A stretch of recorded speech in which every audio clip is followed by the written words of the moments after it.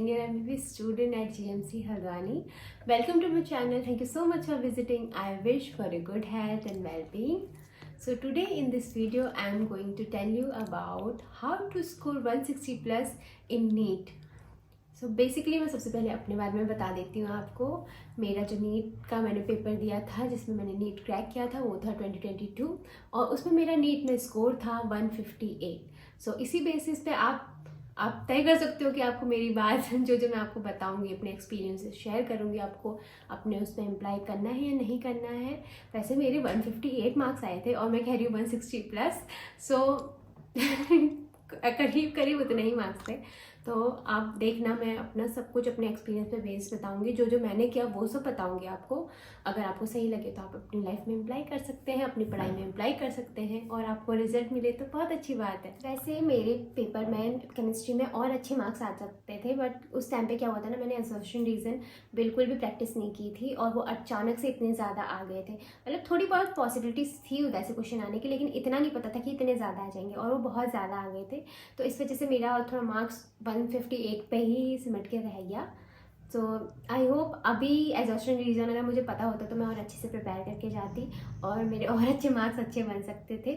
और I hope, अगर मैं अब तो आपको पता है ना कि आप एग्जॉस्शन रीजन पे आते हैं तो आप लोग बहुत अच्छे से प्रैक्टिस करना, आप लोग पे बहुत अच्छे मार्क्स आ सकते हैं।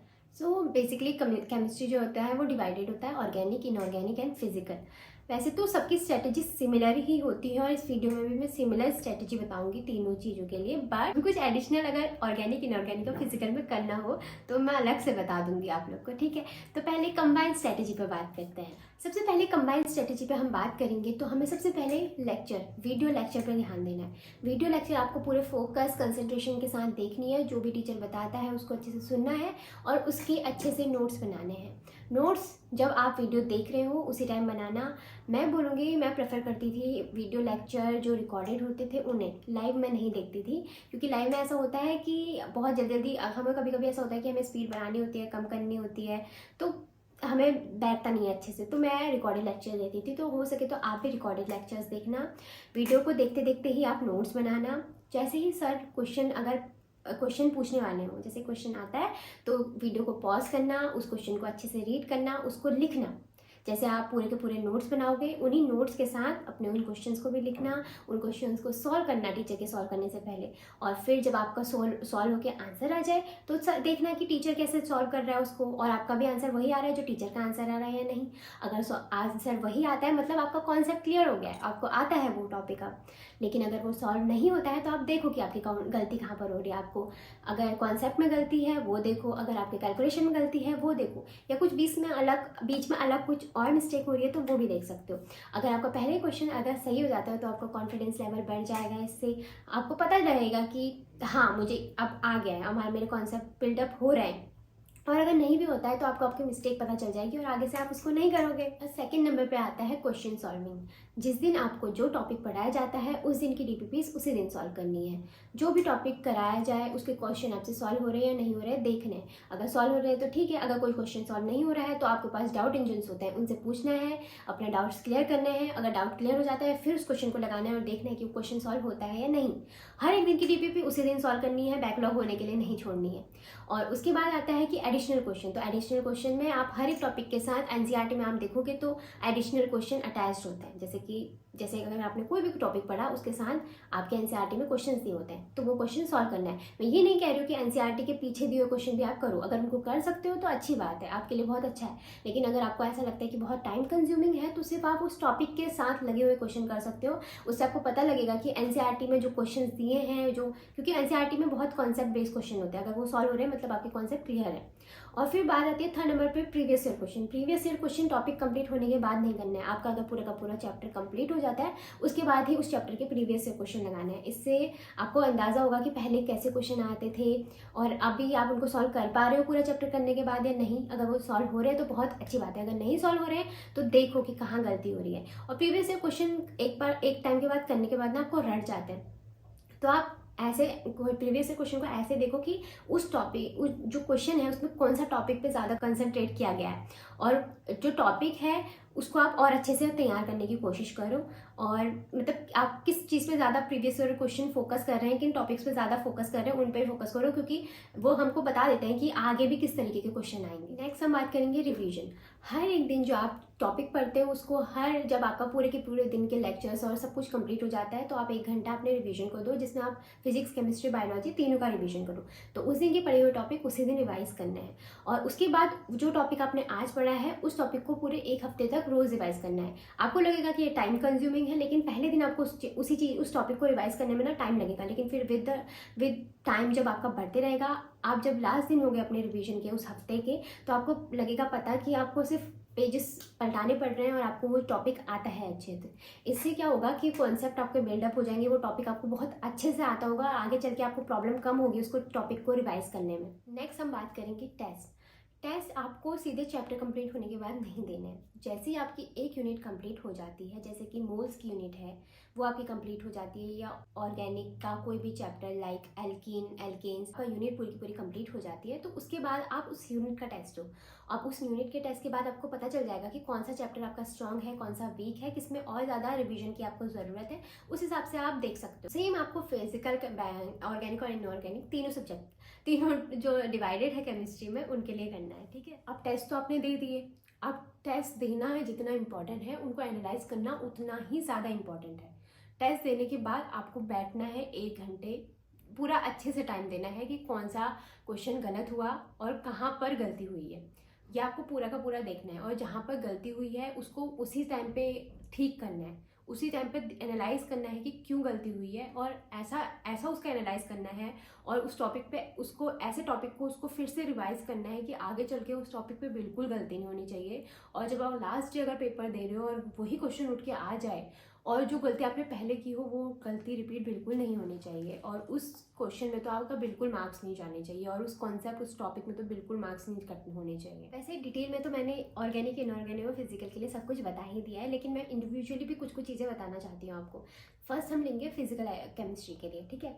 तो फिजिकल केमिस्ट्री में क्या होता है कि क्वेश्चन ही आते हैं ज़्यादातर, और कभी कभी स्टेटमेंट बेस्ड क्वेश्चन भी आ जाते हैं, लेकिन ज़्यादातर न्यूमेरिकल बेस्ड ही आता है। तो आपको क्या करना है ना कि आपको एनसीईआरटी में लगाने के लिए नहीं बोलूँगी फिजिकल केमिस्ट्री के लिए, जो आपको टीचर पढ़ा रहा है उन्हीं के नोट्स देख लेना। केमिस्ट्री मैं अपनी तरफ से आपको एनसीईआरटी लगाने के लिए नहीं बोलूँगी, क्योंकि मैंने भी नहीं लगाई थी। अगर आपको इच्छा है, आपको एक बार पढ़नी है तो आप पढ़ सकते हो, बट मैं रिकमेंड नहीं करूँगी। आपको बस ये करना है, जो भी आपका जिस भी चैप्टर को आप पढ़ोगे उसके बाद ही उस चैप्टर के जितने भी न्यूमेरिकल्स होते हैं ना, न्यूमेरिकल के लिए फॉर्मूलाइज होते हैं, वो सारे एक शॉर्ट नोट्स में लिख लेने हैं। ऐसा होना चाहिए कि एट द एंड आपको अगर रिवाइज करना हो तो उस चैप्टर के आप उस शॉर्ट नोट, वो जो आपने फॉर्मूलाइज लिखे हो वो देख लो, क्योंकि फिजिकल केमिस्ट्री में ऐसा होता है ना कि सीधे टॉप मतलब क्वेश्चन आता है और आप अगर फॉर्मूला पे उस पर पुटअप कर दोगे तो आपको आंसर मिल जाएगा वैल्यूज़ को, तो ऐसा होता है। तो आपको ज़्यादातर शॉर्ट नोट्स बनाने पे ध्यान देना है, फॉर्मूला लिखने पे ध्यान देना है शॉर्ट नोट्स में, और जो जो आपको टीचर पढ़ा रहे हैं उनके नोट्स देखने हैं बस। एनसीईआरटी पढ़ने की ज़रूरत नहीं है मेरी एक्सपीरियंस के अकॉर्डिंग। सेकेंड नंबर पे बात करेंगे इनऑर्गेनिक केमिस्ट्री, जो कि मुझे भी पसंद नहीं थी। आई नो आप लोगों में से भी बहुत से लोग होंगे जिनको पसंद नहीं होगी, लेकिन इनऑर्गेनिक का कोई सॉल्यूशन नहीं है, आपको एनसीईआरटी पढ़नी ही पड़ेगी। आपको एनसीईआरटी, जैसे आप बायोलॉजी के लिए एनसीईआरटी पढ़ते हैं, ऐसे इनऑर्गेनिक केमिस्ट्री के लिए भी पढ़नी पड़ेगी। और उसके साथ ही जो टीचर आपको नोट्स बनाए ना, उनको बहुत अच्छे से लिखना, और जो भी एक्सेप्शंस हैं, जो भी स्टेटमेंट्स हैं, जैसे कि रेडियस डिक्रीज होता है, इंक्रीज होता है, उनका मतलब हर एक के लिए ना अलग अलग बना दो। जैसे 13 ग्रुप, 14 ग्रुप ऐसे होता है ना, तो उन पे अलग अलग बना लो उनके शॉर्ट नोट्स में, तो आपको बहुत आगे चल के हेल्प होगी। इसके शॉर्ट नोट्स थोड़े बड़े बन जाएंगे, लेकिन आगे चल के आपको बहुत ज़्यादा हेल्प हो जाएगी इसमें। तो ये तो बात है फिजिकल और इनऑर्गेनिक केमिस्ट्री की। अब बात करते हैं ऑर्गेनिक केमिस्ट्री, जो कि होता है पूरी रिएक्शन पे बेस्ड। तो इस पर भी आपको एनसीईआरटी पढ़नी पड़ेगी। एनसीईआरटी पढ़ने से ज़्यादा जो टीचर जिस तरीके से पढ़ाना है ना, उस पर ध्यान देना है। अगर आपके ऑर्गेनिक में टीचर बहुत अच्छे हैं ना, तो आपकी बहुत ज़्यादा हेल्प हो जाती है। मैंने पंकज सर से पढ़ा था, तो उन्होंने जैसे मुझे पढ़ाया था तो मेरे को तो बहुत सही तरीके से आई थी। मैं यहाँ पर किसी का भी प्रमोशन नहीं कर रही हूँ, मैं सीरियसली बोल रही हूँ। ऑर्गेनिक केमिस्ट्री मुझे सही में बहुत रिएक्शन याद करने में बहुत ज़्यादा दिक्कत होती थी, लेकिन सर जिस तरीके से पढ़ाते थे वो बहुत सही तरीका था। पहले वो हमें ना पूरे नोट्स बनवा देते थे, उन्होंने बोला था कि नोट्स बना लो, उसके बाद तुम हर एक रिएक्शन का शॉर्ट नोट्स बना लेना। तो मैंने हर एक रिएक्शन के शॉर्ट नोट्स बनाए। उसके साथ ही सर ना हमें ड्यूरिंग एवरी लेक्चर वो हमें क्या करते थे, हमें क्वेश्चन दे देते थे, जैसे कि ए से बी बना सी डाल के, और फिर जो बी बना है उसमें क्या डाले कि डी बन जाए, ऐसे करके उन्होंने बहुत सारी रिएक्शन बनाई थी। इससे क्या होता है ना, हमारे बहुत सारी रिएक्शन याद हो जाती हैं और हमें पता चल जाता है कि अगर इतनी सारी रिएक्शंस में से हमें कौन कौन सी रिएक्शंस आती हैं। और जो नेमिंग बेस्ड रिएक्शंस होती हैं ना, उनको तो लिख ही लेना शॉर्ट नोट्स में हर एक चैप्टर में। और भी बहुत सारी रिएक्शन होती है जो नेम बेस्ड नहीं होती बट होती हैं, तो उनको भी लिख लेना। इससे क्या होगा, आपको ना रट जाएंगी। मोस्टली ना इनऑर्गेनिक ऑर्गेनिक थोड़ा रट्टू रटने वाले जैसा होता है, तो आपको पता ही है, तो वो हो जाएगा अगर आप बार बार उन रिएक्शंस को लिखोगे, शॉर्ट नोट्स में देखोगे तो आपको याद हो जाएंगी वो। और जैसे बाकियों के लिए मैंने बोला था कि एनसीईआरटी के क्वेश्चंस तो लगाने ही है, वैसे ही ऑर्गेनिक के लिए भी एनसीईआरटी के क्वेश्चन लगाना बहुत ज़्यादा इंपॉर्टेंट है। इससे आपके कॉन्सेप्ट बिल्डअप होते हैं। और साथ ही यार, जितने भी डीपीपीज आते हैं, जितने भी आपकी क्लास में क्वेश्चन कराए जाते हैं या फिर प्रीवियस ईयर क्वेश्चन है, उनको अच्छे से लगाना, अच्छे से जो भी क्लास में पढ़ाया जाता है उसको बार बार रिवाइज करना। यही एक मेन स्ट्रेटेजी होती है किसी भी एग्जाम को क्लियर करने की, क्योंकि टीचर वही पढ़ाते हैं आपको जो कि एग्जाम में आने वाला होगा। तो अगर आप उनको अच्छे से सुन रहे हो, उनके अच्छे से नोट्स बना रहे हो और उन चीज़ को रिवाइज कर रहे हो, तो आपका नीट क्रैक करने का जो परसेंटेज वो 90% हो जाता है, या 80% हो जाएगा या 90% हो जाता है। तो बस इतना सब आप कर लोगे। यही सब मैंने भी किया था। मैंने कोई जादू मंत्र नहीं किया था, कोई रॉकेट साइंस यूज़ नहीं की थी जिससे मेरा निकला हो। मैंने बस यही सब किया था और मोस्टली सब यही क्या करते हैं। तो आई होप अगर आप ये सब करोगे तो आपका भी नीट क्रैक होने में आपको चांसेस बहुत ज़्यादा हो जाएंगे। 100% चांसेस किसी के भी नहीं होते हैं, बट वो at the end last day की मेहनत होती है, लास्ट डे का लक भी होता है। तो ये सब है। तो आई होप इस वीडियो ने आपकी हेल्प की हो। और मोस्टली मुझसे बहुत सारे बच्चे पूछ रहे थे कि मेरा इंस्टाग्राम आईडी क्या है, उसे मैं जो उसकी डिस्क्रिप्शन पे उसका लिंक दे दूंगी। उसमें मैं आप लोगों के आपके लोगों के जो मैसेजेस होते हैं उनका रिप्लाई करती हूँ। तो आपको अगर कोई भी क्वेरी हो तो उसमें आप पूछ सकते हो। पूछने को आप कमेंट सेक्शन में भी पूछ सकते हो और वहाँ भी पूछ सकते हो। मैं हर जगह आपकी क्वेरी का आंसर करना चाहूँगी। और आई होप आपको ये वीडियो हेल्पफुल लगी हो तो कमेंट करना मत भूलना और लाइक करना तो बिल्कुल मत भूलना।